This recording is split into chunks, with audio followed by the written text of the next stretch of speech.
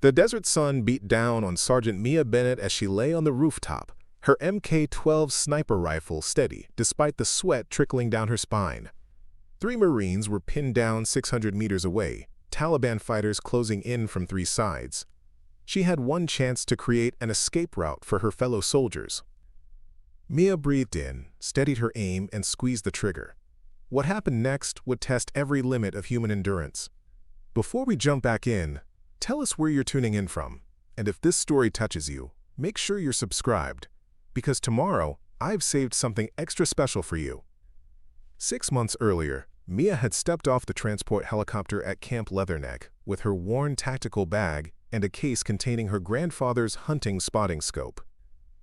The Afghan wind whipped sand against her face as she surveyed the sprawling base, a collection of tan buildings and barriers rising from the desert floor. This was it. Scout Sniper Basic Course, the most elite marksmanship program in the Marine Corps. Only 30% would graduate, and she intended to be among them. The other candidates moved with confidence, their gear pristine despite the harsh environment. Mia watched them compare equipment and swap stories of previous deployments. Her own background in logistics and support had given her excellent marksmanship scores but little combat experience. The looks she received made it clear what they thought of her chances. "Who let admin come to sniper school?" muttered Derek Reeves, a cocky lance corporal from Georgia whose voice carried across the formation. "This ain't mail delivery, sweetheart." His comment drew snickers from several others. Mia didn't respond. She'd learned long ago that actions spoke louder than words, especially in the military. Instead, she pulled out her notebook, filled with ballistic calculations and range estimations she'd been perfecting for years. While others boasted about their credentials, she quietly studied the range flags snapping in the desert wind, mentally calculating drift factors and elevation adjustments. The instructors had yet to notice her. She was just another candidate on paper, albeit the only woman in this rotation. Captain Ellis, the lead instructor, barely glanced at her during roll call. When he reached her name, he paused, frowning at his clipboard. "Bennett. Supply transfer?" "No, sir. Scout sniper candidate," Mia replied firmly.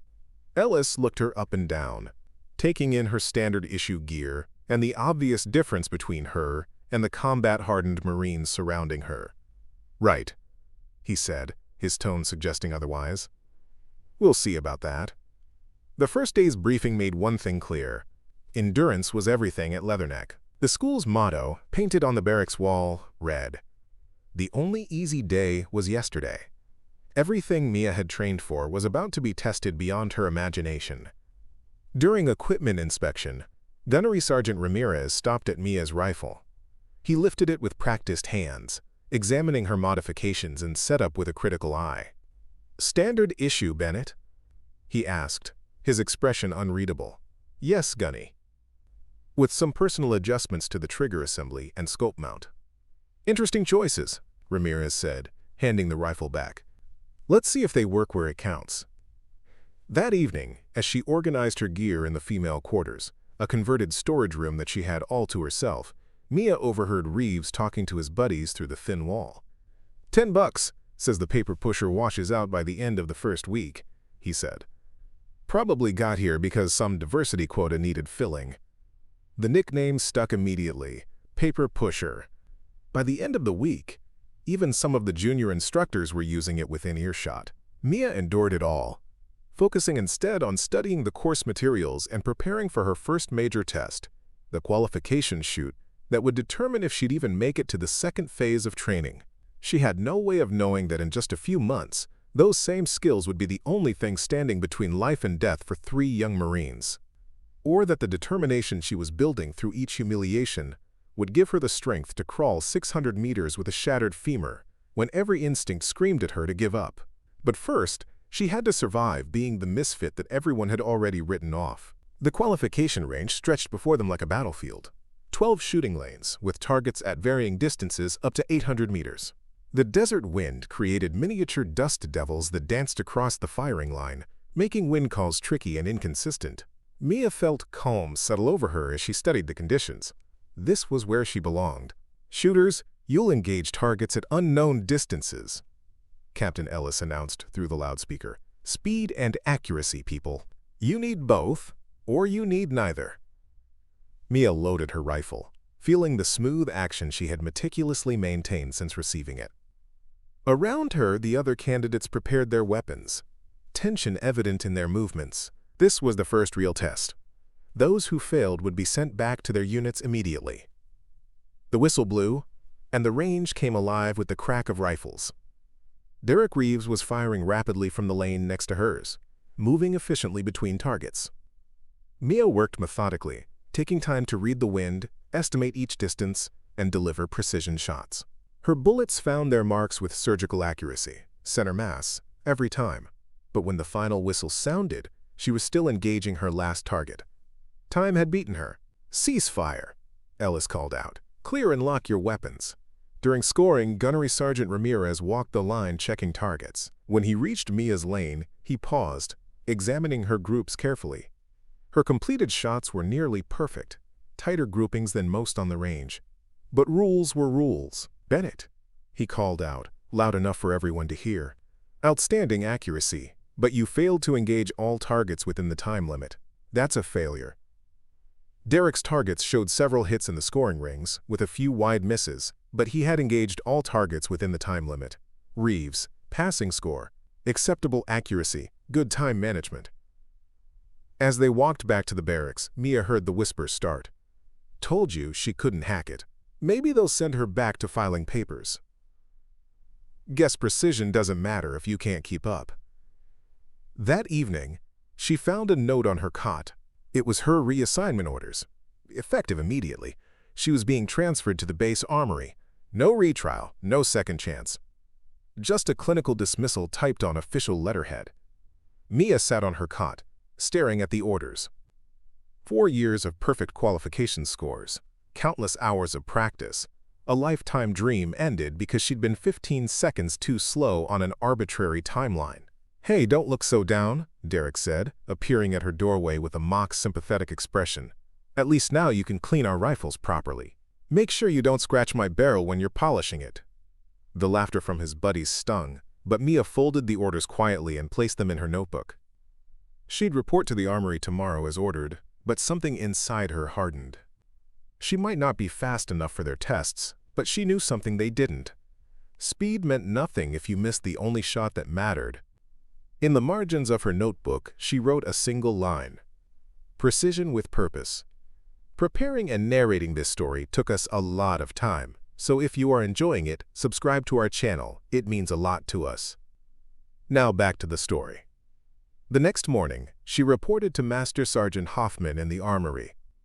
He was a weathered Marine in his 50s who'd been maintaining weapons longer than most of the candidates had been alive. "So you're the sniper washout," Hoffman said, not unkindly. "Heard you shoot straight, just not fast enough for the young bucks." "Yes, Master Sergeant." Hoffman studied her for a moment. "Well, Bennett, maybe you'll learn something useful here. These fancy rifles they're carrying need constant maintenance, and between you and me," he lowered his voice, "half these kids couldn't hit a stationary target at 300 meters if their lives depended on it." Mia managed a small smile. It was the first time anyone at Leatherneck had suggested she might have value. As she began learning the intricacies of rifle maintenance and ballistics calibration, Mia didn't know that her new position would give her access to something invaluable: the detailed maintenance records of every rifle on base, including the classified performance data that would soon become critically important. 3 weeks into her armory assignment, Mia had settled into an invisible routine. She arrived before dawn, cleaned and calibrated rifles, and endured the daily stream of jokes from the sniper candidates who dropped off their weapons for maintenance. "How's the cleaning lady today?" Derek would ask whenever he came in, always with his crew of followers. "Make sure my scope is crystal clear. I've got a reputation to maintain." Mia would nod silently and take his rifle, often finding it poorly maintained and incorrectly zeroed. She'd fix the problems without comment, returning a weapon that shot better than when Derek had first received it. He never noticed the improvements, always assuming his good scores were due to his natural talent. But Mia noticed everything. She kept detailed records in her notebook, not just wind data and ballistic calculations, but performance data on every rifle that came through the armory. Derek's rifle, she noted, had a slight trigger issue that made his shots pull right under pressure.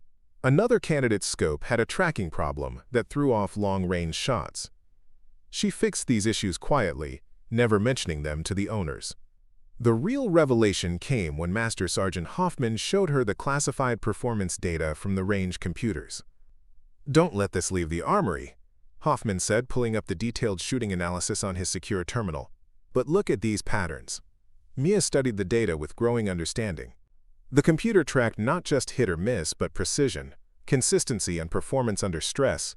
What she saw made her jaw clench. Derek Reeves, the golden boy of the sniper program, had serious accuracy problems that his speed masked. Under stress simulation, his groups opened up significantly. Several other top-ranked candidates showed similar issues. They could shoot fast, but when precision mattered most, they faltered. "Sir," Mia said carefully, "some of these candidates might not be ready for real-world deployment." Hoffman nodded grimly.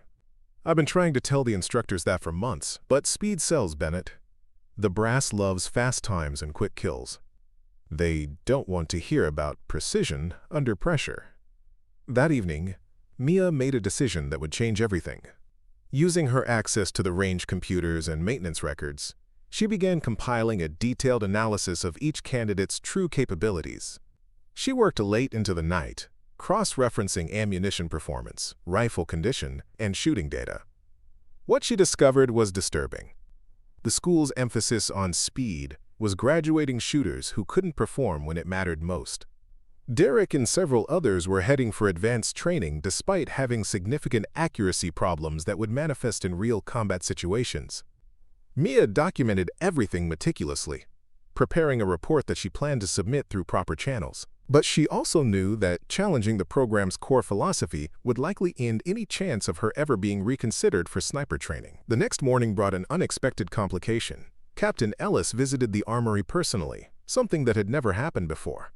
"Bennett," he said, his tone unusually serious, "I need to ask you about some unusual computer access in the range systems."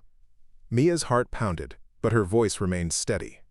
"Sir, I've been maintaining rifles and checking performance data as part of my duties." "That's not what I'm talking about." Ellis moved closer. "Someone has been accessing classified training records and candidate performance data. That's above your clearance level." Hoffman stepped forward. "Captain, I authorized Bennett to access that data for maintenance purposes." "If there's a problem," "The problem," Ellis interrupted, "is that someone is compiling unauthorized reports on candidate performance, reports that could be seen as undermining the program."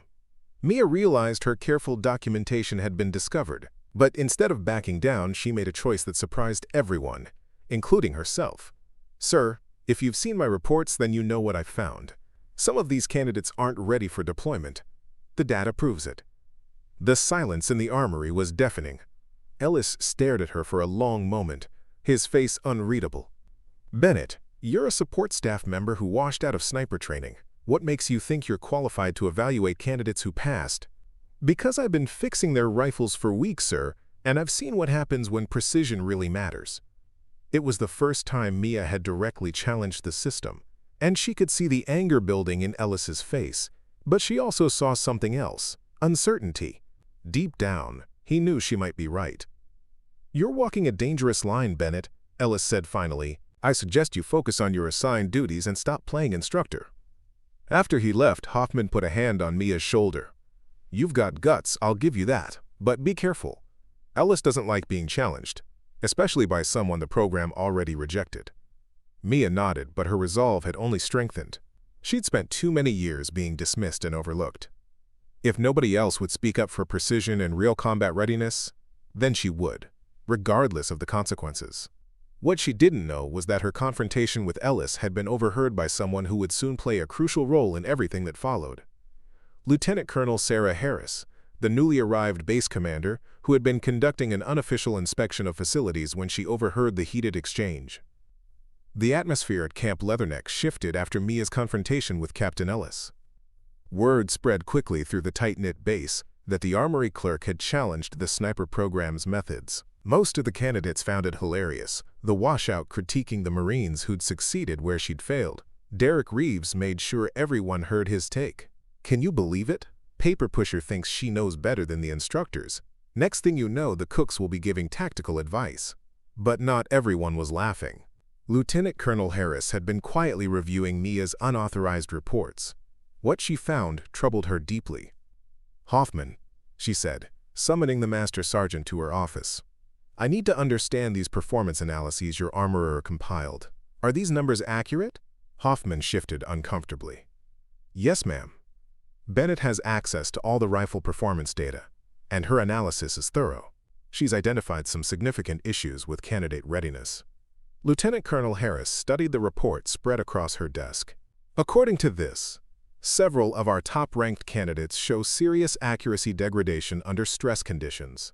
Reeves, precision drops by nearly 40% in simulated combat scenarios." "That's correct, ma'am. Then why are they still in the program?" Hoffman hesitated. "Ma'am, that's above my pay grade, but Bennett has been trying to raise these concerns through proper channels." That afternoon, Lieutenant Colonel Harris made an unusual request. She wanted to observe Mia's work in the armory personally. When she arrived, she found Mia meticulously calibrating a rifle scope, making minute adjustments with the precision of a watchmaker. "Bennett," Harris said, watching her work, "show me what you mean about precision under pressure." Mia looked up, surprised to see the base commander. "Ma'am, your reports suggest our training methods are flawed. I want to understand why." For the next hour, Mia walked Lieutenant Colonel Harris through her findings. She showed how speed-focused training created muscle memory that prioritized rapid engagement over careful shot placement. She demonstrated how several rifles had been returned with damage from hasty manipulation, indicating poor fundamentals under time pressure. "The real problem, ma'am," Mia explained, "is that we're training shooters to perform well on a range with predictable conditions and time limits, but real-world shots don't come with a countdown timer." Harris nodded thoughtfully. "You're saying we're optimizing for the test, not the mission." "Exactly, ma'am. Lieutenant Colonel Harris made a decision that would have far-reaching consequences. I want you to document specific examples, names, performance data, projected real-world impact. Can you do that?" "Yes, ma'am," but Mia took a breath. "Captain Ellis has made it clear that my input isn't welcome. If I continue this analysis, it might be seen as insubordination." Harris's expression hardened. "Bennett, my job is to ensure this base produces combat-ready personnel. If our methods are flawed, I need to know. Continue your analysis. You report directly to me now." The change was immediate and dramatic. Within days, Mia found herself with expanded access to training records, computer systems, and classified performance data. Captain Ellis was furious but couldn't openly oppose a direct order from the base commander. Derek Reeves' reaction was typically crude. "Look who's got friends in high places now." He sneered when he saw Mia at a briefing. "Still doesn't make you sniper material, paper pusher." But Mia was no longer just cleaning rifles. She was analyzing every aspect of the training program, identifying weaknesses that could prove fatal in combat. Her findings painted a disturbing picture. The school was graduating shooters who excelled in controlled conditions, but might fail when lives depended on their skills. The breakthrough came when she discovered something in the historical records that changed everything.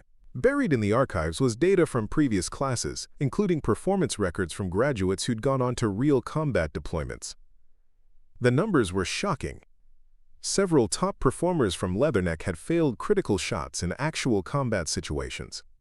Some had been wounded or killed because their focus on speed over precision had failed them when it mattered most. Mia compiled this data into a comprehensive report that she titled "Precision versus Speed, a Combat Readiness Analysis." It was damning, detailed, and impossible to ignore, but as she prepared to submit her findings, she received an unexpected visitor. A stern-faced major from base security knocked on the armory door. "Bennett, I need you to come with me. Lieutenant Colonel Harris wants to see you immediately." As Mia walked across the base, she noticed something unusual. There were more vehicles than normal in the parking area, and she could see additional security personnel at key positions. Something big was about to happen at Camp Leatherneck, and Mia's timing couldn't have been worse, or better, depending on how everything played out. The next few days would test everything she'd learned about precision, patience, and the difference between looking good on paper and performing when lives hung in the balance. Major General Thomas Reynolds arrived at Camp Leatherneck on a Tuesday morning with an entourage that included Pentagon officials, congressional staffers, and a media crew documenting the military's next-generation sniper program. The visit was meant to showcase the school's innovative training methods and fast-track approach to creating elite marksmen. Mia watched from the armory window as the convoy rolled through the main gate. She'd spent the past week finalizing her combat readiness report, but Lieutenant Colonel Harris had been mysteriously unavailable for meetings. Now she understood why. The base had been preparing for this high-profile inspection. All personnel not directly involved in the demonstration are to remain at their duty stations, came the announcement over the base PA system. Mia was definitely not involved in the demonstration. The morning's events unfolded like a carefully choreographed performance. General Reynolds observed live-fire exercises where Derek Reeves and the other top candidates put on an impressive display of rapid target engagement. Their times were exceptional, their confidence obvious. Remarkable improvement in training efficiency, Mia heard the general comment as the group passed near the armory. We're producing combat-ready snipers in half the traditional time. What the general didn't see were the details Mia had documented. The missed shots edited out of the demonstration, the carefully selected weather conditions that minimized wind challenges, the predetermined target distances that played to the candidates' strengths. Around noon, Derek approached the armory with his usual swagger, magnified by the morning's success. "Hey, paper pusher," he called out. "You see that shooting? That's what real snipers look like. Maybe you learned something." Mia was cleaning his rifle at the time, having noticed a feeding issue that would cause jams under rapid fire. She'd already fixed the problem, as she always did. "Your rifle's ready," she said simply, handing it back. Derek barely glanced at the weapon. "Better be perfect. I've got more demonstrations this afternoon." That afternoon brought the stress test, a simulated combat scenario where candidates had to engage multiple targets under time pressure while dealing with various environmental challenges. Mia watched from the maintenance bay as smoke machines created visibility issues and speakers blared combat sounds. Through her spotting scope, the one she'd requisitioned for equipment inspection, Mia observed something the officials couldn't see from their viewing platform.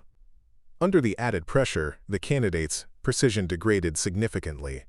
Derek in particular was struggling. His shots were spreading wider, and she could see him rushing his breathing between engagements. Then, something went wrong. One of the smoke generators malfunctioned, creating a much thicker cloud than intended. The wind shifted unexpectedly, carrying the smoke across the range in patterns that hadn't been planned. Suddenly, the controlled demonstration became genuinely challenging. Derek's rifle jammed.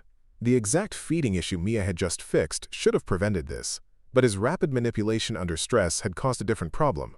She could see him struggling with the weapon, precious seconds ticking away.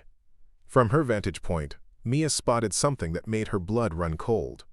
In the confusion of the unexpected conditions, one of the target systems had malfunctioned. A pop-up target that should have appeared at 300 meters had instead activated at 600 meters. Behind a rise where a maintenance team was working on another section of the range. The team had no idea they were now downrange of active shooters. Mia grabbed her radio and tried to contact range control. Static.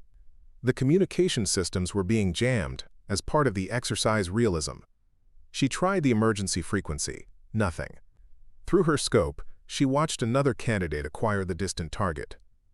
From his position and angle, he couldn't see that there were maintenance workers beyond it. To him, it looked like a legitimate target that needed immediate engagement. The candidate steadied his rifle, his finger moving to the trigger. At this distance, with the demonstrated accuracy problems under stress, there was a significant chance of a miss that could prove fatal to the innocent workers. Mia had perhaps 3 seconds to act. She'd spent months being dismissed, mocked, and relegated to support duties. Everyone had told her she wasn't fast enough, wasn't good enough, wasn't sniper material. But in this moment, all of that noise faded away. She grabbed her jacket and sprinted from the armory, running directly onto the range, a serious safety violation that could end her career instantly. Waving her arms frantically, she screamed, "Cease fire! "Cease fire! Personnel downrange!" Her voice carried across the range just as the candidate squeezed his trigger. The bullet kicked up dirt less than 5 meters from the maintenance crew, who finally realized their danger and dove for cover. Captain Ellis was the first to reach her, his face contorted with rage. "Bennett, what the hell do you think you're doing?" "Sir, there are personnel downrange," she said, pointing toward the maintenance crew now visible as they scrambled to safety. "Target system malfunction put them in the line of fire." General Reynolds and his entourage turned toward the commotion, trying to understand what had just happened. The demonstration had clearly been compromised. "Who authorized maintenance during a live-fire exercise?" Lieutenant Colonel Harris demanded, appearing suddenly at Mia's side. Captain Ellis paled. "Ma'am, that area wasn't supposed to be active today. The target system must have malfunctioned." Mia finished. The 600-meter target activated instead of the 300-meter one. I could see it from the armory. The general approached, his expression grave. "You're telling me we nearly had a friendly fire incident during a demonstration?" "Yes, sir," Mia replied, standing at attention despite the adrenaline still coursing through her body. What followed was a flurry of activity. The range was shut down, the maintenance crew debriefed, and a full investigation launched into the target system failure. Mia found herself at the center of a storm, alternately praised for her quick action and questioned about her presence on the range during a live-fire exercise. Lieutenant Colonel Harris pulled her aside as the commotion continued. "Bennett, I need your full report on my desk in 1 hour. Everything you've documented, everything you observed today, this incident just proved your point more effectively than any report could." The investigation revealed a cascading series of failures.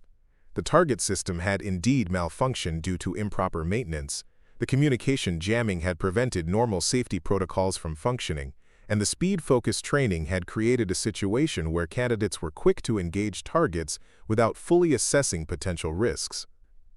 3 days later, Mia sat in Lieutenant Colonel Harris's office as General Reynolds reviewed her complete analysis of the sniper program's deficiencies. The thick report lay open on the desk, its pages marked with sticky notes and highlights. "This is troubling," the general said, looking up from the document. "According to your analysis, Specialist Bennett, our emphasis on speed has created a dangerous gap in our training methodology."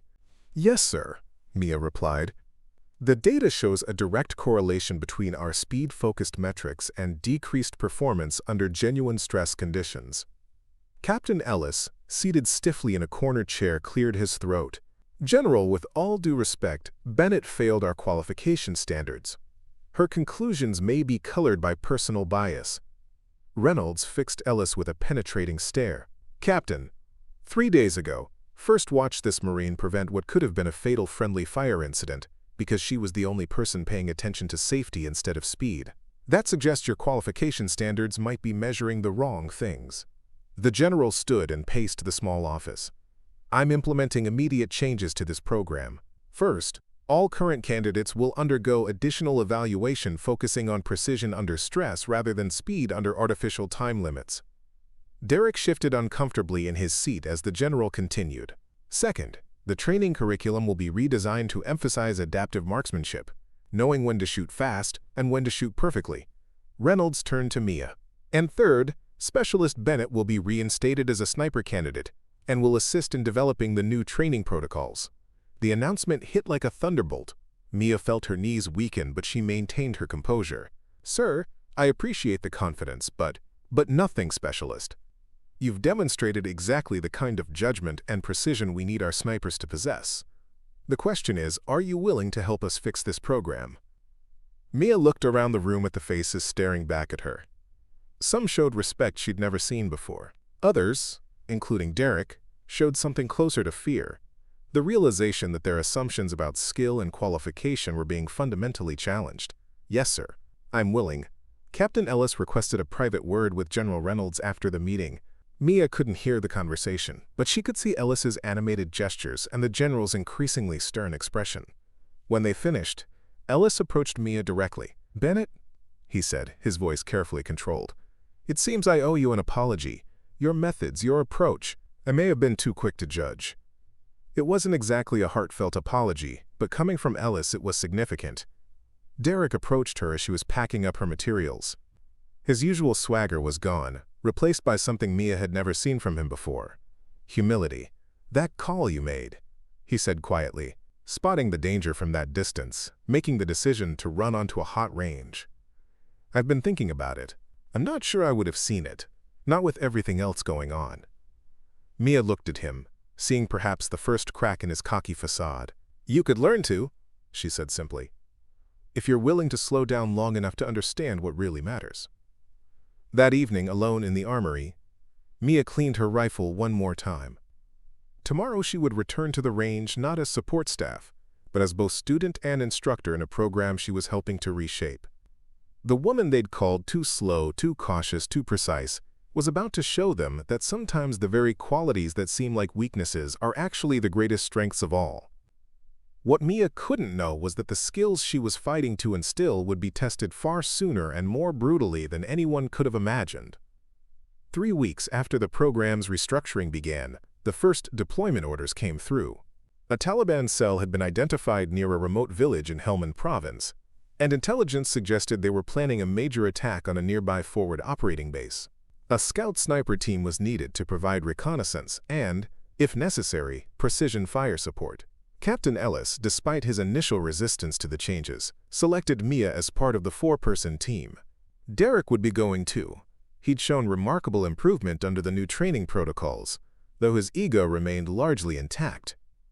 "Try to keep up, Bennett," he said as they loaded their gear onto the transport helicopter. "This isn't the practice range anymore."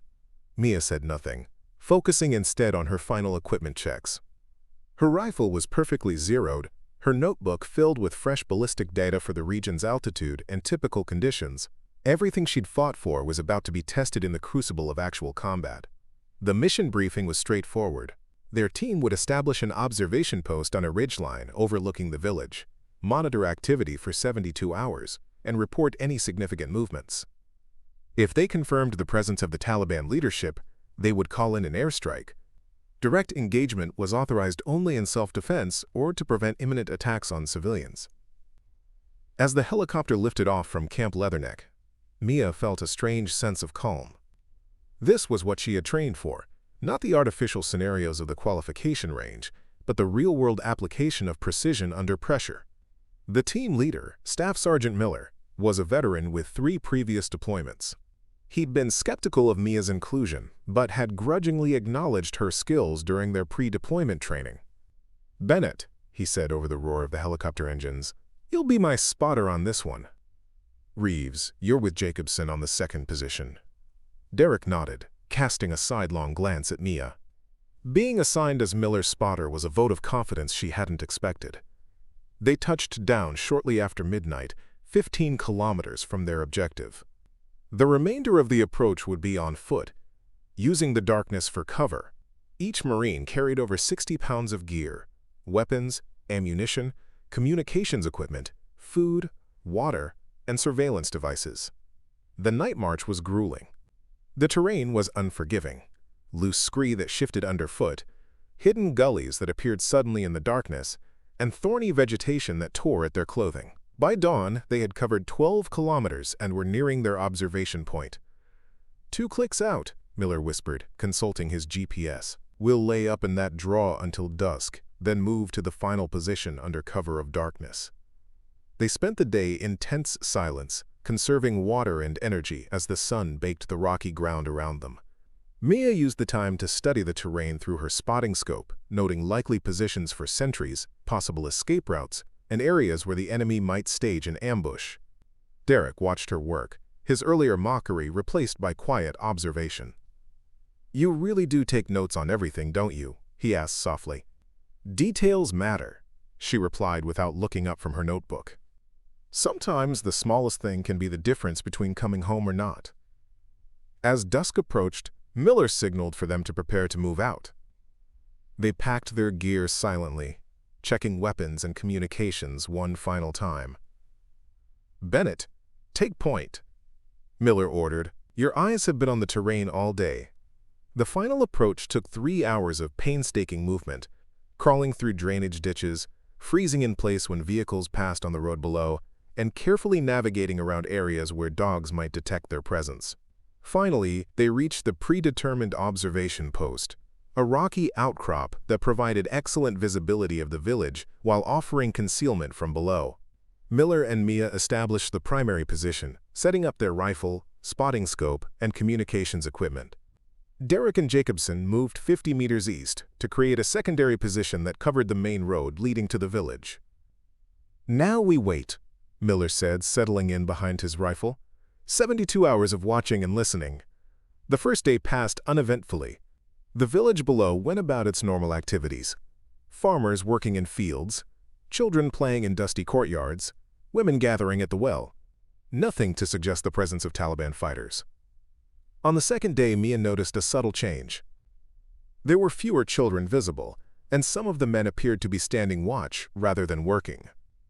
She recorded these observations in her notebook, along with timestamps and locations.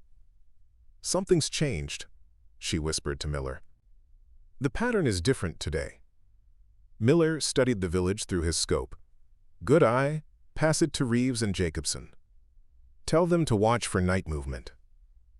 That night, their vigilance was rewarded. Shortly after midnight, 3 vehicles entered the village with their lights off. Men carrying rifles emerged and entered several buildings. "Targets confirmed," Miller said into his radio. "Multiple armed individuals, behaving consistently with intelligence assessment. Headquarters acknowledged and ordered them to maintain surveillance. If they could identify the leadership, an airstrike would be authorized for the following night." The third day brought increased activity. More vehicles arrived, and Mia observed what appeared to be planning sessions occurring in the central building. Through her high-powered spotting scope, she could see maps spread on tables and men gesturing animatedly. "They're definitely planning something," she told Miller. "The pattern suggests an operation within the next 24 to 48 hours. Quote. Miller nodded, impressed by her analysis. "I think you're right. We need to identify their leader to authorize the strike." Late that afternoon, they got their break. A man arrived in a vehicle with 2 bodyguards. The others, deferential behavior immediately marking him as someone important. "That's Abdullah Masood," Miller said, excitement evident in his voice.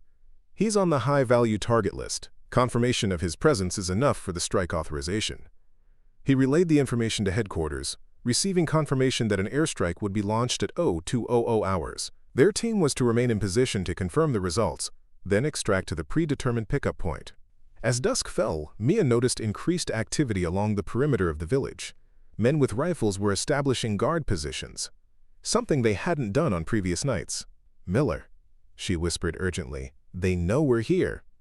Before he could respond, the crack of a rifle shot echoed across the ridge, and dust kicked up inches from Mia's position. They'd been spotted. "Fall back," Miller shouted, grabbing the radio to warn Derek and Jacobson. More shots rang out, and Miller jerked backward, a red stain spreading across his chest. He collapsed beside Mia, his eyes wide with shock. Mia dragged him behind a boulder, checking his wound. The bullet had penetrated his body armor at the shoulder seam. A serious injury, but not immediately fatal if they could get him medical attention. "Reeves, Jacobson, Miller's hit." She radioed. "We need covering fire to fall back to position 2. "Roger that." Derek's voice came back, tension evident even through the static. "Moving to provide cover." Jacobson setting up the M240. Mia applied a pressure dressing to Miller's wound as best she could while keeping her head down. The Taliban fighters were moving up the slope now, using the gathering darkness and their knowledge of the terrain to their advantage. "Can you move?" she asked Miller. He nodded grimly, his face pale from blood loss. "Just give me a minute." Mia made a quick decision. "We don't have a minute. I'm going to create a diversion. When you hear me engage, move to position 2. Reeves and Jacobson will cover you." Before Miller could protest, Mia grabbed her rifle and extra ammunition. She keyed her radio one last time. "Reeves, I'm going to draw their fire. Get Miller out when he reaches you." "Bennett, that's suicide," Derek's voice crackled back. "There are at least 15 of them." "Just be ready," she replied, then moved out into the gathering darkness. Using the skills she'd honed through years of practice, Mia worked her way around the enemy's flank. She found a position that gave her good visibility of their approach while providing multiple escape routes. Taking a deep breath, she lined up her first shot. The crack of her rifle echoed across the ridge as her bullet found its mark. One of the Taliban fighters fell. Before the others could locate her position, she was already moving to her next firing point, a tactic she'd emphasized in the redesigned training program. From the valley below, muzzle flashes erupted as the enemy fired blindly in her general direction. She engaged again, dropping another fighter, then immediately relocated. This running battle continued for precious minutes as Miller made his painful way to the secondary position. "Bennett, Miller's with us." Derek's voice came over the radio. "Fall back now." Mia began moving toward their position when a bullet slammed into her leg with devastating force. The impact spun her around, sending her tumbling down a rocky slope. White-hot pain exploded through her body as she felt her femur shatter from the high-velocity round. For a moment, she lay gasping, fighting to remain conscious, as shock threatened to overwhelm her. The enemy was still firing, bullets impacting around her position. They knew approximately where she was, and it would only be minutes before they found her exact location. 3 kilometers separated her from her team's position. With a shattered femur, that might as well have been 1,000 miles. But Mia Bennett had spent her entire career being told what she couldn't do, and she'd proven them wrong every time. Through a haze of pain, she keyed her radio. "I'm hit. Femur shattered. Don't come after me. Too hot. Complete the extraction with Miller. Bennett, we're not leaving you." Derek's voice came back immediately. "That's an order, Reeves," she managed through gritted teeth. "Miller needs immediate medical attention. Complete the mission. I'll find my own way out." Silence filled the radio for a long moment. Then, "Understood. But we're calling this in. QRF will launch as soon as possible." Mia knew the quick reaction force wouldn't arrive in time. By then, the Taliban fighters would have found her, and the outcome would be worse than death. She had to move now, injured or not. With trembling hands, she applied a tourniquet above the wound, then injected herself with the morphine from her medical kit. The pain receded to a dull roar, allowing her to think more clearly. 600 meters to the nearest covered position, a dry riverbed that could provide concealment for movement. From there, she could work her way toward the extraction point, using terrain features for cover. It was her only chance. Mia began to crawl, using her arms to pull herself forward, while trying to keep her shattered leg from catching on the rocky ground. Each movement sent fresh waves of agony through her body, but she kept going, inch by agonizing inch. Behind her, she could hear the Taliban fighters searching the area where she'd been hit, their voices carrying in the night air. They were getting closer. With desperate determination, Mia continued her painful journey. The 600 meters to the riverbed might as well have been 600 miles, but she refused to give up. Everything she'd learned about precision, patience, and perseverance was being tested in the most brutal way imaginable. And somewhere in the darkness ahead, 3 Marines were depending on her to make it back alive. The night pressed down on Mia like a physical weight as she dragged herself across the unforgiving Afghan terrain. Each pull forward sent white-hot shards of pain through her shattered femur, the morphine already beginning to fade. The rocky ground tore at her palms and uniform, but she kept moving, leaving a faint trail of blood in her wake. 1 meter at a time, she whispered to herself, focusing on the mantra rather than the agony. 1 meter at a time. Behind her, the voices of the Taliban fighters grew more urgent. They had found the spot where she'd been hit, and were following her blood trail. She could hear dogs now, too. Local hunting hounds pressed into service to track her scent. Mia reached into her pocket and pulled out a small packet of pepper and salt, part of her MRE that she carried for exactly this purpose. She scattered it behind her, hoping to confuse the dogs' sensitive noses. It wouldn't stop them for long, but she needed every minute she could get. The moonlight cast strange shadows across the landscape, transforming familiar shapes into menacing silhouettes. Every rock and bush seemed to harbor hidden enemies. Mia's training had prepared her for many scenarios, but crawling 600 meters with a shattered femur while being hunted by enemy fighters hadn't been one of them. Yet here she was, summoning strength from reserves she didn't know she possessed. A childhood memory surfaced, her father teaching her to swim in the cold waters of Lake Michigan. "Just keep moving, Mia," he had said when she was exhausted and ready to give up. "Your body can do more than your mind believes possible." She reached a slight depression in the ground that offered momentary concealment and paused to check her wound. The tourniquet had stemmed the worst of the bleeding, but the damage was catastrophic. The high-velocity round had shattered her femur into multiple fragments, some of which had torn through surrounding muscle tissue. Without proper medical attention soon, infection would set in and she'd lose the leg, if she survived at all. Mia pulled out her compass and checked her bearings. The extraction point was still over 5 kilometers away, an impossible distance in her condition. But the dry riverbed she'd spotted earlier was now less than 300 meters ahead. If she could reach it, she might find better cover for movement. A sudden burst of gunfire erupted from the direction of her team's position. The Taliban had found them too. Mia felt a surge of guilt. Her diversionary tactics hadn't drawn enough of the enemy away. She keyed her radio, keeping the volume at its lowest setting. "Miller, Reeves, status?" Static hissed for a moment. Then Derek's voice came through, tense but controlled. "Under fire. Jacobson's hit but mobile. Miller's condition deteriorating. QRF delayed due to weather at base. ETA unknown." The situation had gone from bad to catastrophic. Without quick reaction force support, they were on their own, deep in enemy territory with 2 wounded Marines. "Location?" Mia whispered. "Grid 375,294. Moving west toward alternate extraction." Mia quickly calculated in her head. They were moving away from her position, following protocol for when a primary extraction becomes compromised. Her own location was approximately grid 371,289. Different direction, similar distance to the new extraction point. "Copy." Proceeding to alternate extraction independently. "Bennett, we're coming back for you once we get Miller secure." Mia knew that was a promise Derek couldn't keep. If they deviated from their extraction route to find her, they'd all be compromised. "Negative. Complete your mission." "I'll complete mine." She switched off her radio to conserve battery and resumed her painful crawl toward the riverbed. The sound of the firefight provided some cover for her movement, but also confirmed her worst fears. Her team was in serious trouble, and she was in no position to help them. As she inched forward, Mia thought about the irony of her situation. She had fought so hard to prove herself, to show that precision and patience were as valuable as speed and aggression. Now those same qualities were keeping her alive, allowing her to move methodically despite excruciating pain. Finally, after what seemed like hours, she reached the edge of the riverbed.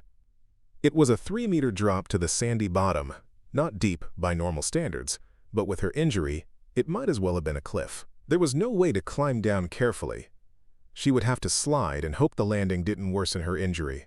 Mia took a deep breath, tucked her rifle securely against her body, and pushed herself over the edge. The descent was quick and merciless. She bit down on her sleeve to stifle a scream as she landed, the impact sending fresh waves of agony through her shattered leg. For several minutes she lay perfectly still, fighting to remain conscious as the world spun around her. When the worst of the pain subsided, she assessed her situation. The riverbed provided better cover than the exposed hillside, but it also created a natural channel that the enemy would surely check. She needed to keep moving. Using her elbows and one good leg, Mia began crawling along the sandy bottom of the dried river. Each movement was an exercise in controlled agony, but the alternative, being captured by the Taliban, was unthinkable. As she progressed, Mia realized she had a critical decision to make. The riverbed continued for several kilometers, but would eventually lead her away from the alternate extraction point. She could follow it for cover, then attempt to climb out and traverse the more exposed terrain to reach her team, or she could try a more direct route now and risk immediate detection.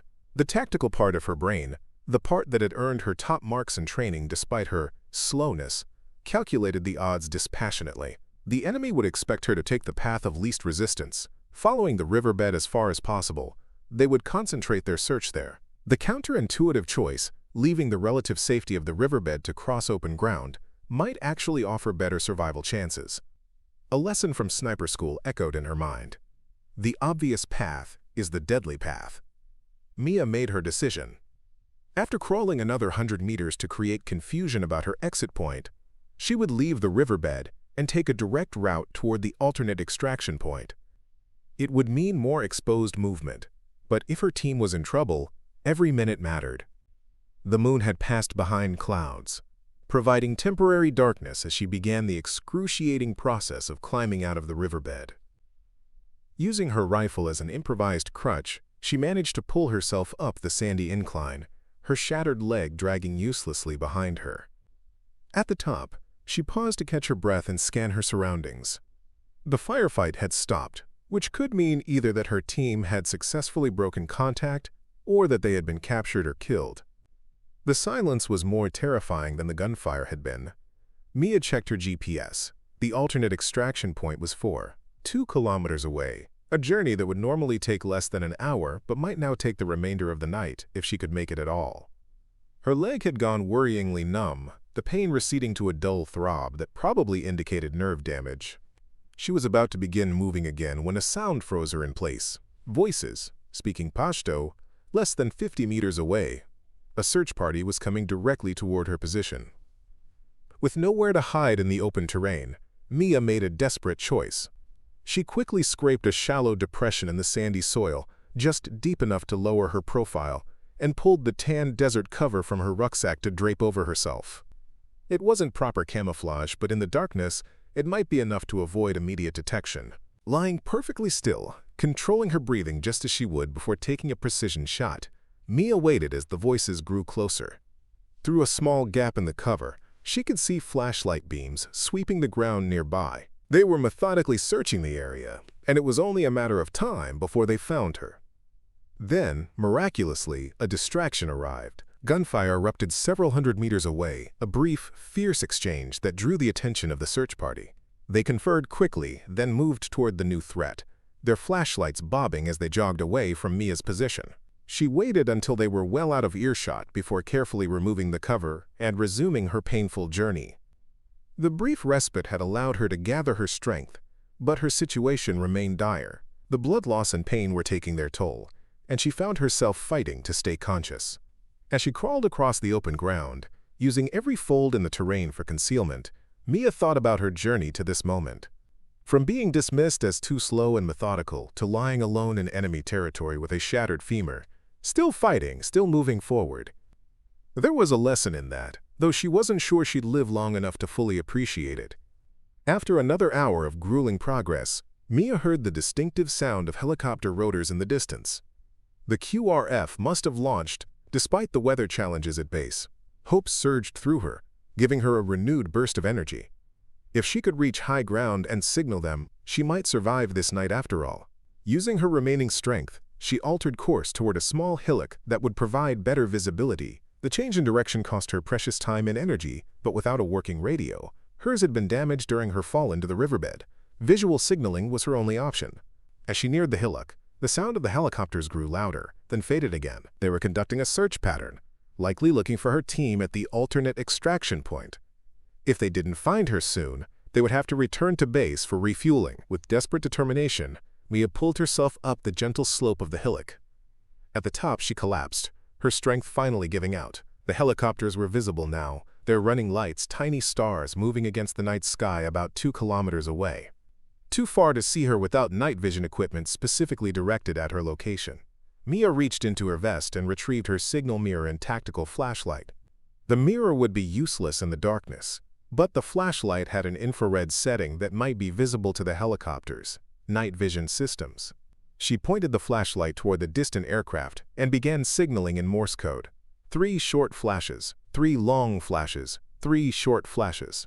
SOS. The universal distress signal. Again and again, she repeated the pattern, her hand trembling with exhaustion. Minutes passed with no response, and Mia began to lose hope. The helicopters maintained their search pattern, showing no indication they'd seen her signal. Her flashlight's battery was draining quickly, and soon she would have no way to communicate her position. Then, just as despair threatened to overwhelm her, one of the helicopters broke from the pattern and turned in her direction. They had seen her signal. Relief flooded through Mia, bringing with it tears she couldn't control. She continued signaling, guiding the helicopter toward her position.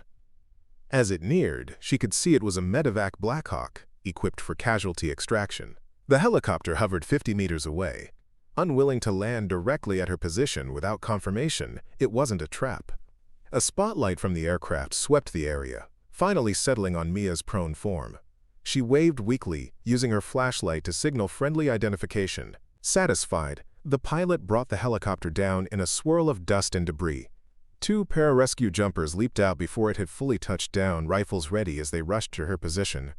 "Marine, we've got you," the first PJ shouted over the rotor noise as he reached her. His eyes widened as he saw the extent of her injuries. "Jesus, how did you get this far?" "My team," Mia gasped, grabbing his arm. "Did you find them?" "Other birds got them 20 minutes ago. 2 wounded, 1 critical. They're already en route to the field hospital." Relief washed over Mia as the PJs carefully lifted her onto a stretcher. Her team had made it out. Despite everything, the mission had been completed. As they loaded her into the helicopter, one of the PJs leaned close to be heard over the engine noise. "Your staff sergeant told us what you did, drawing fire so they could extract. Said to tell you that you're the reason they're alive." Mia wanted to respond, but darkness was finally claiming her. The last thing she remembered was the sensation of the helicopter lifting off, carrying her away from the battlefield where she had proven, once and for all, that determination and precision could overcome any obstacle. 3 weeks later, Mia awoke in a hospital bed at Walter Reed National Military Medical Center in Bethesda, Maryland. The journey from Afghanistan had been a blur of surgeries, pain medication, and brief moments of consciousness. Her first clear memory was seeing her parents at her bedside, their faces showing equal measures of pride and concern. "Welcome back, Marine," her father said, his voice thick with emotion. A former Marine himself, he understood better than most what his daughter had endured. Mia tried to speak, but her throat was dry from intubation. Her mother quickly offered a sip of water from a cup with a straw. "Your team?" Mia finally managed to ask. "All alive," her mother assured her. "Your staff Sergeant Miller had surgery for his chest wound but is recovering well. The other Marine, Jacobson, I think, had a minor shoulder injury. They've both been asking about you." Mia nodded, relief washing over her. Then she steeled herself for the question she'd been afraid to ask since regaining consciousness. "My leg?" Her parents exchanged a glance that told her everything before they spoke. "The doctors did everything they could," her father said gently. "The damage was too extensive. They had to amputate above the knee." Despite having prepared herself for this possibility, the confirmation hit Mia like a physical blow. She had known from the moment the bullet struck that her leg might be lost, but hearing it confirmed made it real in a way that theory never could. "The good news," her mother added quickly, "is that you're an excellent candidate for the new prosthetic program. The doctors say with your determination, you could be walking again within months." Walking again. Such a simple phrase for such a monumental challenge. Mia closed her eyes, absorbing the new reality of her life. Everything she had worked for, everything she had proven about herself, would now be tested in ways she had never imagined. A soft knock at the door interrupted her thoughts. A nurse entered, followed by a familiar face, Derek Reeves. He looked different from the cocky, dismissive Marine she had known at Camp Leatherneck. There was a new seriousness to his expression, a weight of experience that hadn't been there before. "Bennett," he said, awkwardly holding a small potted plant. "They said you were finally awake." Mia's parents tactfully excused themselves, leaving the 2 Marines alone. "Reeves," she acknowledged, her voice still weak. "Heard you all made it out." He set the plant down on her bedside table and pulled up a chair. "Thanks to you. What you did out there." He shook his head, seemingly at a loss for words. "None of us would have made it without your diversion." "Just did what needed doing," Mia said, uncomfortable with praise from someone who had once been her harshest critic. "No," Derek insisted. "What you did was extraordinary. You crawled 600 meters with a shattered femur, evaded enemy patrols, and still managed to signal for extraction. The PJs said they've never seen anything like it." Mia was silent for a moment, processing this information. "How's Miller?" "Recovering. He's still in Germany, but they say he'll make a full recovery." Derek hesitated, then added, He put you in for the Silver Star. The Silver Star, one of the military's highest decorations for valor in combat. Mia hadn't expected that. And there's something else you should know, Derek continued. General Reynolds has ordered a complete overhaul of the sniper training program based on your combat performance. They're calling it the Bennett Protocol: precision under pressure, adaptive marksmanship, and scenario-based qualification instead of arbitrary time standards. A small smile touched Mia's lips. So I failed sniper school but got a training protocol named after me. Ironic. You didn't fail anything, Derek said firmly. The system failed to recognize what kind of Marine you are. We all did. He looked down at his hands. I owe you an apology, Bennett. The things I said, the way I treated you. Water under the bridge, Mia interrupted. She had no interest in dwelling on past slights, not after what they had been through together. Derek nodded, accepting her forgiveness even if he felt he didn't deserve it. So what happens now? With your leg, I mean. Mia glanced down at the blanket covering her lower body, the right side conspicuously flat where her leg should have been. Now I learn to walk again. Then run. Then whatever comes next. If anyone can do it, it's you, Derek said, and for the first time, there was no mockery or condescension in his voice, only genuine respect. After Derek left, Mia had a stream of visitors. Doctors explaining her treatment plan, military officials debriefing her on the mission, and fellow Marines coming to pay their respects to the woman who had crawled 600 meters with a shattered femur to save her team. One visitor stood out from the rest, Lieutenant Colonel Harris, who had flown from Afghanistan specifically to see her. Bennett, Harris said, standing at the foot of Mia's bed, I wanted to personally thank you for your service and sacrifice. Just doing my job, ma'am, Mia replied automatically. Harris smiled. Your job? Saved 3 Marines and completed a mission that has disrupted a major Taliban operation. The intelligence you gathered during your surveillance has led to 3 additional successful operations. Quote, Mia hadn't known that. In the chaos of the night, the tactical significance of their mission had been overshadowed by the immediate struggle for survival. There's something else, Harris continued. I've spoken with Headquarters Marine Corps. When you're recovered, and I know you will recover, there's a position waiting for you at Quantico. They want you to help redesign the sniper training program based on your experience. It was more than Mia had dared to hope for, a chance to ensure that future Marines would be trained not just for speed, but for the complex realities of modern combat. Thank you, ma'am. I'd be honored. Harris nodded, then hesitated before adding, There's one more thing. Your prosthetic and rehabilitation will be fast-tracked through a new program for combat-injured personnel. The goal is to get you back to as close to full duty as possible, if that's what you want. It is, Mia said without hesitation. Her injury had changed her body, but not her determination to serve. The following months were the hardest of Mia's life, harder even than dragging herself across the Afghan desert with a shattered femur. Physical therapy was a grueling daily battle against pain, frustration, and the limitations of her new reality. The first time she stood on her prosthetic leg, she fell immediately, the unfamiliar balance and sensation overwhelming her.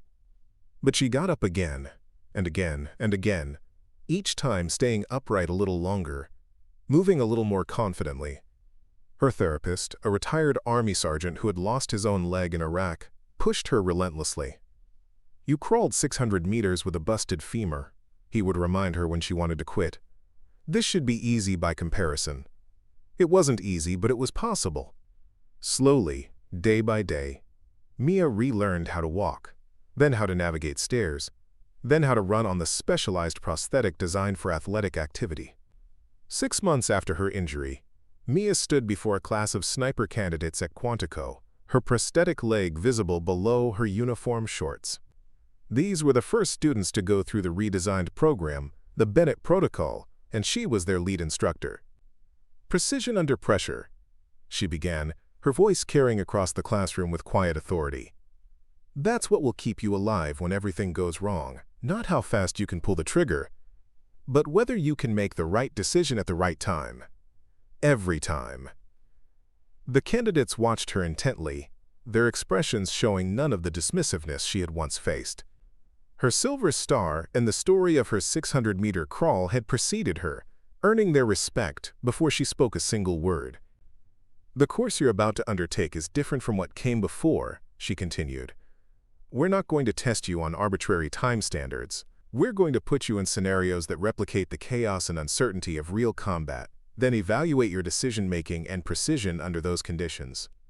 She paced before them, her gait showing only a slight irregularity from the prosthetic. "Some of you won't make it through this course, not because you aren't fast enough or strong enough, but because you lack the judgment to know when speed matters and when precision is everything." One candidate raised his hand. "Ma'am, is it true you crawled 600 meters with a shattered femur to save your team?" Mia paused, considering her answer carefully. "What I did was nothing special. It was just the mission that needed completing at the time. Each of you will face your own 600-meter crawl someday, not literally, but figuratively. A moment when everything depends on your willingness to keep going despite the pain, despite the odds, despite what logic tells you is impossible." She looked at each candidate in turn, seeing in their eyes the same determination she had fought to prove throughout her career. The question isn't whether that moment will come. The question is whether you'll be ready when it does. That's what this course is about. Not creating super soldiers who can hit targets at impossible speeds, but developing Marines who understand that sometimes the slowest, most methodical approach is exactly what the situation demands. As she dismissed them to their first training evolution, Mia felt a sense of completion. Her journey had come full circle, from being rejected for her methodical approach to redesigning the entire program around those same principles. Later that day, as she observed the candidates on the range, Mia felt someone approach and stand beside her. It was General Reynolds, who had come to observe the new training protocol in action. "Impressive group," he commented. Watching a candidate take careful aim at a distant target while simulated incoming fire created stress and distraction. "They have potential," Mia agreed. "The real test will be how they perform under genuine pressure." Reynolds nodded. "Like you did." He was silent for a moment, then added, "You know, Bennett, when I first reviewed your case, the washout who became an armorer and challenged the entire training methodology, I thought you were just bitter about failing. And now, sir? Now I understand that you saw something the rest of us missed. We were training for the test, not the mission." He gestured toward the candidates. "These Marines will be better prepared because of your insight and your example." Mia watched as one candidate took a particularly difficult shot, demonstrating the patience and precision she had fought so hard to validate. "That's all I wanted, sir. For them to have the tools they need when it really matters." As the sun set over Quantico, casting long shadows across the training range, Mia reflected on the journey that had brought her here. The bullet that had shattered her femur had also shattered old paradigms and outdated training methods. Her painful crawl across 600 meters of Afghan desert had become a metaphor for perseverance in the face of seemingly insurmountable obstacles. She had lost a leg but gained something far more valuable: the opportunity to ensure that future Marines would never have to choose between speed and precision, but would understand how to apply both in the chaos of combat. That night, Mia added a final entry to the notebook she had carried since her first days as a Marine. The truest test of a warrior is not how quickly they can complete a course or how many targets they can engage in 60 seconds. It's the willingness to keep crawling forward when every fiber of their being screams to stop. 1 meter at a time, one decision at a time, one shot at a time. The woman they had once dismissed as too slow, too methodical, too precise, had transformed Marine Corps sniper training through the simple act of refusing to quit, on the qualification range, in the armory, and across 600 meters of Afghan desert, with a shattered femur and 3 lives depending on her determination to keep moving forward. 1 year after implementing the Bennett protocol at Quantico, Mia stood at the edge of the advanced training course, watching as the first graduates of her program demonstrated their skills for a delegation of military officials. The sun beat down on the observation platform, reminding her of that fateful day in Afghanistan when everything had changed. "Candidate Wilson, engage target sequence 5, she called into her radio. On the range below, a young Marine moved with deliberate precision. working his way through a complex scenario involving multiple targets at varying distances, with simulated civilians and environmental challenges. Unlike the old qualification course, this one rewarded thoughtful decision-making as much as marksmanship. Wilson took his time assessing the situation, identifying the priority targets, and executing perfect shots under pressure. When he finished, his time wasn't the fastest of the day, but his decision-making and accuracy had been flawless. "That's your protocol in action," said Colonel Jenkins, the new commander of the Scout Sniper Instructor School. "Impressive results." Mia nodded, feeling a sense of pride in what they had accomplished. In just 1 year, the Bennett Protocol had fundamentally transformed how Marine Corps snipers were trained and evaluated. Early deployment reports showed that graduates were performing exceptionally well in real-world operations, making better decisions under pressure, and demonstrating superior judgment in complex scenarios. "Staff Sergeant Bennett," a voice called from behind her. Mia turned to see her former team leader, now Captain Miller, approaching with a slight limp, a permanent reminder of the bullet that had nearly taken his life in Afghanistan. "Captain Miller," she greeted him with a warm smile. "I didn't know you were part of the delegation." "Last-minute addition," he explained. "I wanted to see firsthand what you've built here." He gestured toward the training course. "It's impressive. Nothing like what we went through." "That's the idea," Mia replied. "We're training them for the reality of modern combat, not for arbitrary standards created decades ago." Miller nodded thoughtfully. "I've been reading the after-action reports from units with your graduates. The difference is noticeable: better decision-making, fewer unnecessary risks, more mission success." They watched in silence as the next candidate navigated the course, demonstrating the adaptive marksmanship techniques that were now central to the training program. "Have you given any thought to my offer?" Miller asked after a while. The offer was a position with a specialized reconnaissance unit being formed for operations in the Horn of Africa, a unit that would put Mia back in the field despite her prosthetic leg. The Marine Corps had been hesitant initially, but her performance during qualification trials had silenced most critics. "I'm still considering it," Mia said carefully. "I believe in what we're building here, but—" "But you missed the field," Miller finished for her. "It's in your blood, Bennett. Always has been." Before she could respond, a commotion near the administrative building caught their attention. A group of Marines were gathering, looking at phones and tablets with expressions of concern. "Something's happening," Mia observed, already moving toward the group. Miller followed close behind. As they approached, one of the instructors looked up. "Ma'am, you need to see this. Embassy attack in Yemen. Hostage situation with American personnel." Mia took the offered tablet and watched the breaking news footage. The American embassy in Sana'a was under siege, with reports of at least 15 diplomatic personnel being held hostage by militants. Early reports suggested the attackers were affiliated with a regional terrorist organization. "They're requesting specialized personnel for a potential rescue operation," the instructor continued. "MARSOC is activating response teams, Marine Special Operations Command, the elite unit that handled the Corps' most sensitive missions." Mia had worked with them during her rehabilitation, helping to adapt the Bennett Protocol for their specialized needs. Miller's phone buzzed. He checked it, his expression turning serious. "That's my unit being activated. I need to get to Lejeune immediately." As he turned to leave, he paused and looked directly at Mia. "This is exactly the kind of situation your protocol was designed for. Complex hostage scenario, civilian presence, unknown number of hostiles. We could use someone who truly understands the methodology." The implication was clear. This could be Mia's opportunity to return to operational status, to put her own training into practice in the most challenging possible scenario. "I'm an instructor now," she reminded him, though the words felt hollow even as she spoke them. Miller smiled knowingly. "Once a Marine, always a Marine. You've trained them well, Bennett. Maybe it's time to show them how it's done." After he departed, Mia returned to the observation platform, but her mind was no longer on the training exercise below. The situation in Yemen represented exactly the kind of complex, high-stakes scenario she had been preparing Marines to face. The thought of sitting on the sidelines while others implemented her protocols felt wrong somehow. That evening, as she reviewed candidate performance metrics in her office, her phone rang. The caller ID showed a number she recognized, General Reynolds. "Bennett," she answered crisply. "Staff Sergeant, I'll get straight to the point," Reynolds said without preamble. "I've received a request for your temporary assignment to the Yemen Situation Planning Team. Captain Miller seems to think your expertise would be valuable."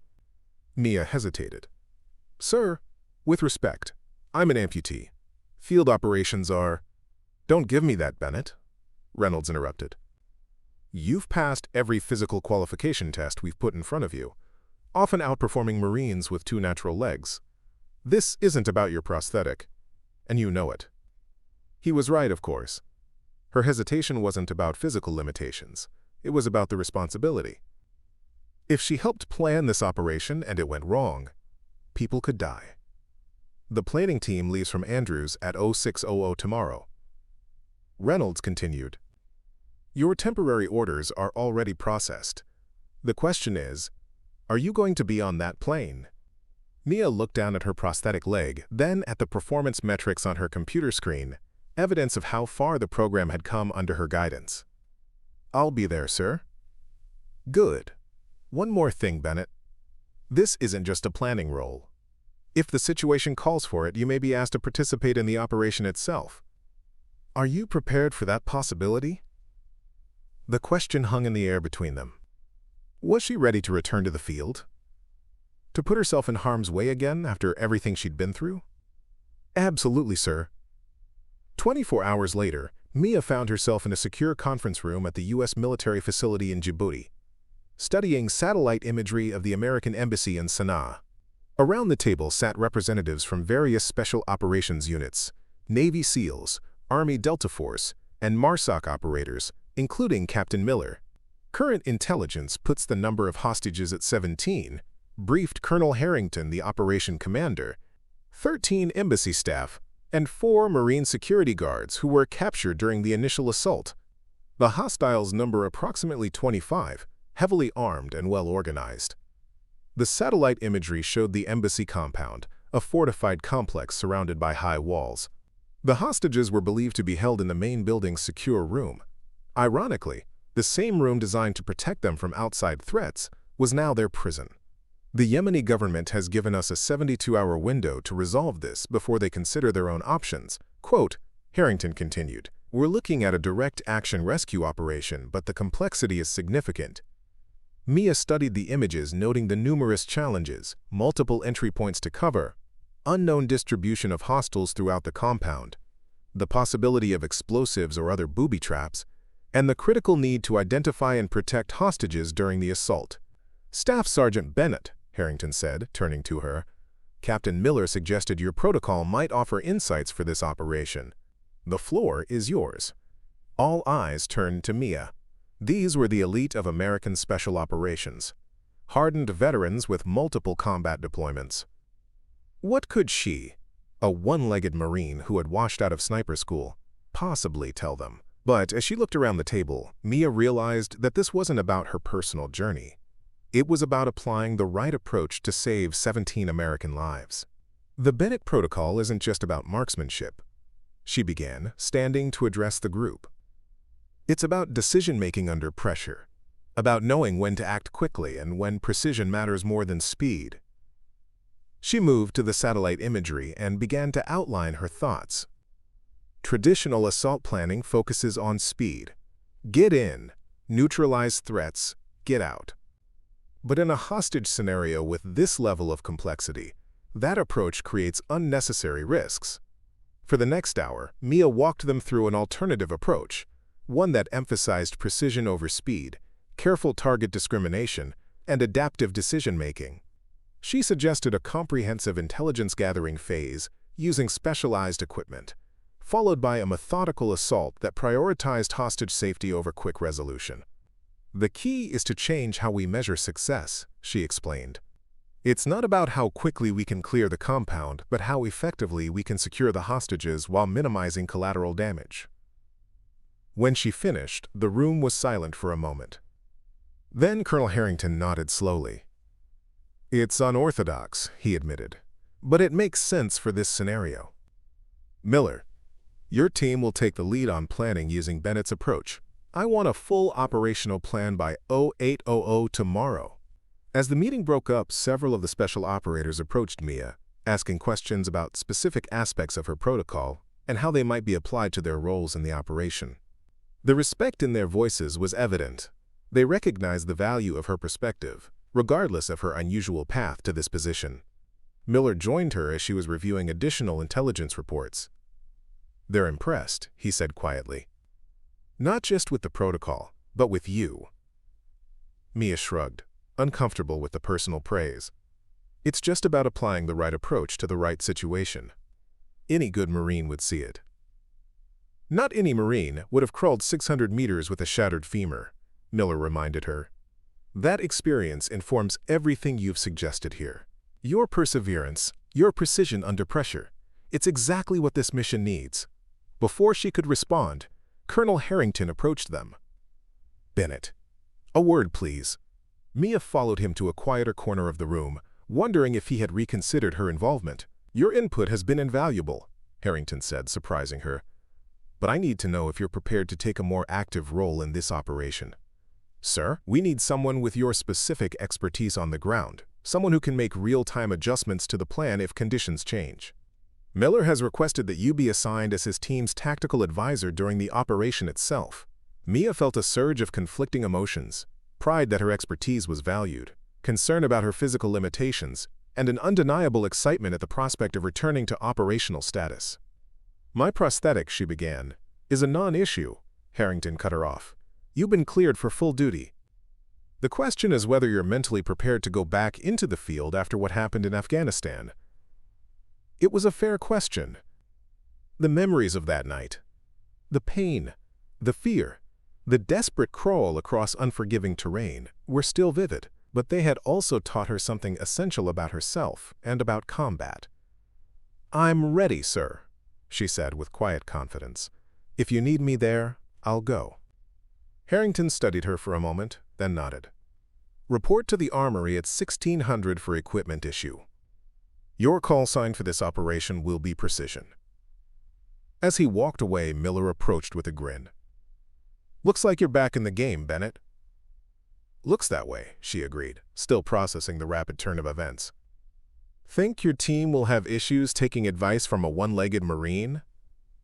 Miller's expression turned serious. "Anyone who has a problem with you will answer to me, but I don't think that will be necessary. Your reputation precedes you." That evening, as Mia was being fitted for tactical gear in the armory, she met the members of Miller's team, 6 MARSOC operators, who would form the primary assault element for the embassy rescue. To her surprise, one of them was a familiar face. Staff Sergeant Bennett. Derek Reeves greeted her, now wearing the insignia of a MARSOC team leader. "Never thought I'd see you in the field again." "Makes 2 of us, Reeves," she replied, extending her hand. He shook it firmly, his expression respectful. "When I heard you were joining us as tactical advisor, I requested this team specifically. Figured if anyone knows how to apply your protocol correctly, it's the woman who crawled 600 meters to save my sorry ass." The genuine respect in his voice was a far cry from the dismissive sneer he had once directed at her. People could change, Mia reflected. Sometimes it just took a shared crucible to reveal their true character. The next 12 hours were a blur of planning sessions, equipment checks, and rehearsals. Mia worked closely with the team, helping them adapt her protocol to the specific challenges of the embassy scenario. Her prosthetic leg occasionally drew curious glances from personnel unfamiliar with her story, but within the operational team, it was simply accepted as part of who she was. The final briefing took place aboard a C-17 transport aircraft en route to Yemen. Colonel Harrington addressed the assembled operators, his voice grave. "Latest intelligence indicates the hostiles have wired explosives throughout the compound." Quote, he informed them. "They're threatening to execute hostages if any rescue attempt is detected." This operation just got significantly more complex. Mia felt the familiar tightening in her chest that preceded combat. Not fear exactly, but a heightened awareness of the stakes involved. The new information changed the calculus considerably. "Sir," she spoke up, This reinforces the need for our methodical approach. We can't afford to trigger those explosives through hasty action. Harrington nodded. Agreed. Bennett, I want you to work with the EOD team to incorporate explosive threat assessment into your tactical plan. Wheels down in 90 minutes. Final adjustments by then. As the aircraft descended toward a remote airstrip outside Yemeni government control, Mia found herself making the mental transition from instructor to operator. The theoretical had become practical, the classroom now a battlefield. Everything she had taught, everything she had lived through, would be tested in the coming hours. Miller sat beside her, checking his weapon with practiced efficiency. "Having second thoughts?" he asked quietly. Mia shook her head. "No. Just realizing that everything has come full circle. From being told I was too slow and methodical to be an effective Marine, to leading an operation where those exact qualities are what might save lives." "Life has a way of validating the truth eventually," Miller observed. "You always had it right, Bennett. The rest of us just needed to catch up." The aircraft touched down in darkness, its engines throttling back as ramp began to lower. Outside, Mia could see the silhouettes of vehicles waiting to transport them to the staging area closer to Sana'a. "Game time," Miller said, standing and checking his equipment one final time. "Ready, Precision?" Mia stood, feeling the familiar pressure of her prosthetic against her residual limb, a sensation that had become as natural to her as breathing. She had crawled 600 meters with a shattered femur to save 3 Marines. Now she would walk into danger again, this time to save 17 Americans who were counting on the protocol that bore her name. "Born ready, Captain."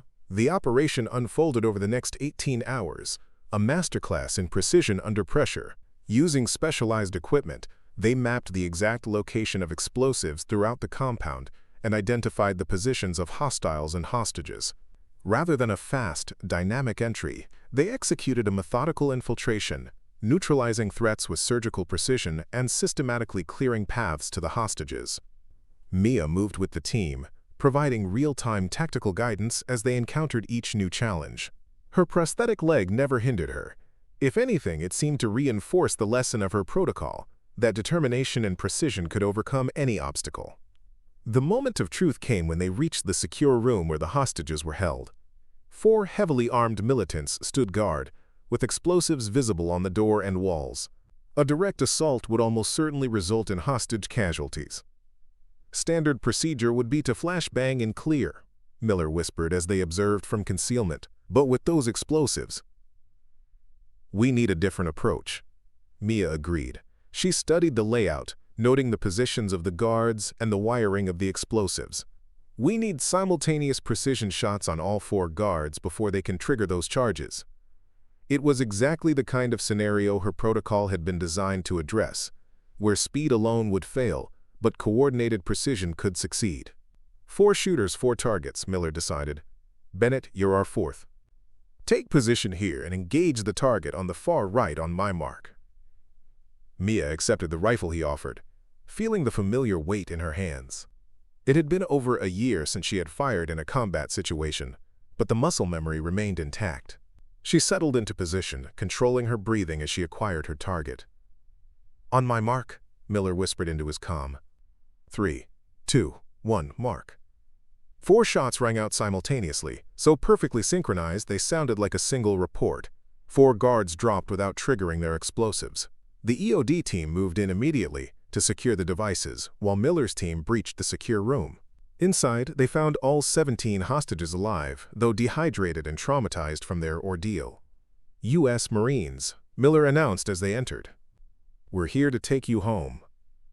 The relief on the hostages' faces was palpable. As they were being prepared for evacuation, one of the embassy staffers approached Mia, noticing the tactical advisor patch on her gear. "You're the one who planned this, aren't you?" he asked.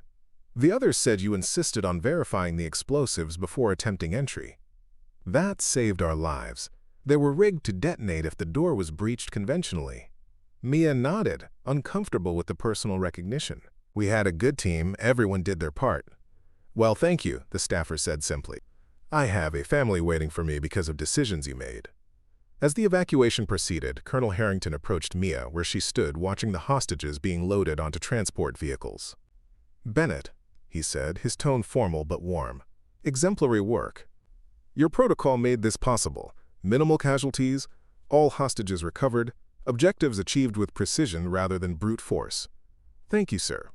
Harrington hesitated, then added, "I've been authorized to offer you a permanent position with the Special Operations Planning Group. Your perspective is exactly what we need for the challenges we're facing." The offer was unexpected, a chance to continue shaping operations at the highest level, to ensure that the lessons she had learned at such cost would inform future missions. "I'd be honored, sir," she replied. "But I'd like to maintain my role at Quantico as well. The next generation needs to understand these principles from the beginning." "Agreed," Harrington nodded. "We'll work out the details once we're back stateside." As they prepared to depart, Mia took a moment to stand alone on the perimeter of the staging area, looking back toward the embassy compound in the distance. So much had changed since that night in Afghanistan, when a bullet had shattered her femur and altered the course of her life. She had crawled 600 meters then, driven by the simple determination to save her fellow Marines. That crawl had cost her a leg but had given the Marine Corps something far more valuable, a new understanding of what truly mattered in combat. Miller approached, interrupting her thoughts. "Transport's ready. Time to go home, Bennett." "Home?" she echoed, realizing that her sense of that word had evolved. Home was no longer just a place. It was a purpose.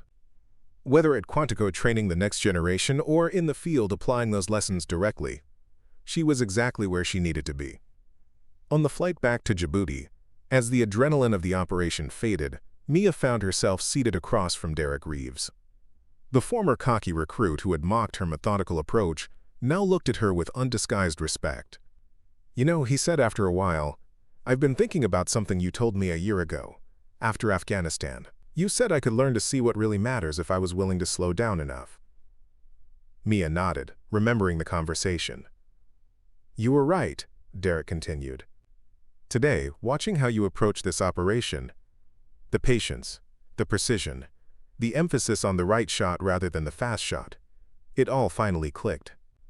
Speed is just a tactic. Precision is a mindset." "Took you long enough?" Mia replied with a small smile. Derek laughed. "Yeah, well, some of us are slower learners than others." His expression turned serious again. "The Corps is better because of you, Bennett. Not despite your approach, but because of it." 2 months later, Mia stood once again at the edge of the Quantico training range, watching a new class of candidates working through the Bennett Protocol. Her dual role with the Special Operations Planning Group and the Sniper School kept her busy, but she insisted on personally overseeing key training evolutions. Beside her stood General Reynolds, who had come to observe the program's continued evolution. "They're looking good," he commented, watching a candidate make a series of difficult shots while processing complex decision scenarios. "They're getting it," Mia agreed, understanding that it's not about being the fastest, but about being right when it matters most. Reynolds nodded thoughtfully. "You know, when I first approved this protocol, I had my doubts. The military loves speed, quick victories, fast results. What you proposed was contrary to decades of established doctrine. And now? Now I'm wondering how many lives could have been saved if we'd implemented it sooner." He turned to face her directly. "The Yemen operation has become a case study in precision operations. Your approach is being adopted across multiple service branches." Mia felt a surge of pride, not for herself but for the principle she had fought so hard to validate. "It's not about me, sir. It's about giving our people the right tools for the challenges they face." "It is about you, though," Reynolds insisted. "It took someone who was willing to crawl 600 meters with a shattered femur to show us what determination and precision really mean." He gestured toward her prosthetic leg. "Most people would have seen that as the end of their career. You turned it into a beginning." As she watched the candidates complete their training evolution, Mia reflected on the journey that had brought her here. From being dismissed as too slow, too methodical, too precise, to creating a protocol that was saving lives across the military. The bullet that had shattered her femur had also shattered outdated paradigms, forcing a re-evaluation of what truly mattered in modern combat. Staff Sergeant Bennett. A young candidate approached, standing at attention. "Permission to ask a question, ma'am?" "Go ahead, Marine." "The instructors told us about your crawl in Afghanistan, 600 meters with a shattered femur. How did you do it? How did you keep going when every instinct must have been telling you to stop?" It was a question Mia had been asked many times, but her answer remained the same. 1 meter at a time, Marine. When the objective matters enough, you find that your limits aren't where you thought they were. You discover that precision isn't just about marksmanship. It's about focusing every ounce of determination on the next step, the next breath, the next meter of ground. The candidate nodded, clearly trying to internalize the lesson. "Remember this," Mia added. "The greatest test of a warrior isn't how fast they can run or how many targets they can engage in 60 seconds. It's the willingness to keep moving forward when everything in them screams to stop." That's what the Bennett Protocol is really about, finding that precision of purpose that carries you through when nothing else can. As the candidate returned to his unit, Reynolds gave Mia a knowing look. "You missed your calling as a motivational speaker, Bennett." She laughed softly. "No, sir. I'm exactly where I'm supposed to be." The Marine who had once crawled 600 meters with a shattered femur had found her true purpose, not just surviving her own ordeal, but ensuring that the lessons learned would create a legacy of precision, determination, and courage that would save countless lives in the years to come. Up next, you've got 2 more standout stories right on your screen. If this one hit the mark, you won't want to pass these up. Just click and check them out. And don't forget to subscribe and turn on the notification bell so you don't miss any upload from us.